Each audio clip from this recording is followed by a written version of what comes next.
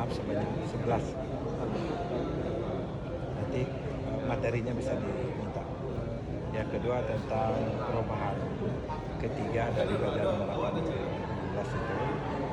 esensinya dengan adanya pola perencanaan dari pemerintah pusat, termasuk juga daerah, dinamika yang ada sekarang ini, kita DPD sangat merekomendasikan untuk ada perampingan, artinya ramping tapi kayak fungsi, artinya strukturnya ramping tapi bisa menyesuaikan dengan struktur pusat dengan adanya penambahan menteri dan sebagainya. Yang ketiga tentu PGD. Alhamdulillah kita sudah bisa menetapkan PGD dengan angka 6,3 triliun lebih. Walaupun kemarin ada kecemasan kita juga dengan ada pengurangan transfer daerah sebanyak 429 miliar. Tapi alhamdulillah dengan kebersamaan kita, pemerintah daerah dan DPD, lembaga, komisi dan semuanya, alhamdulillah sekarang PBD kita sudah dengan pendapatan asli daerah yaitu 3,5 triliun lebih, transfer daerah, transfer dari pemerintah pusat 2,7 ditambah dengan pendapatan sah lainnya diperkirakan ada ditetapkan 6,3. Artinya kita lihat sekarang ini kemandirian daerah sudah mulai ya. Kalau sebelumnya kalau kita lihat tidak bisa mencari solusinya, tentu kita APBD kita tergantung dengan pemerintah pusat. Tapi ternyata sekarang ini presentasi PAD kita bisa dari pemerintah.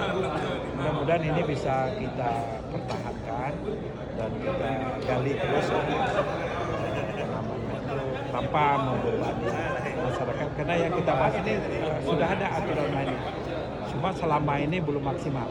Maka itu kemarin kita dalam pembahasan ini, pendapatan ini dalam PAP ini tentang air ini kan kita ada pajak air permukaan ini itu lama kita bahas, jadi kurang 10 hari kita bahas itu. Alhamdulillah kita temu hasilnya dan kita memberikan dorongan juga kepada pemerintah daerah supaya maksimal hasilnya kita berikan kemudahan kira-kira aja alat bagaimana, sistemnya bagaimana, teknologinya kita berikan supaya maksimal.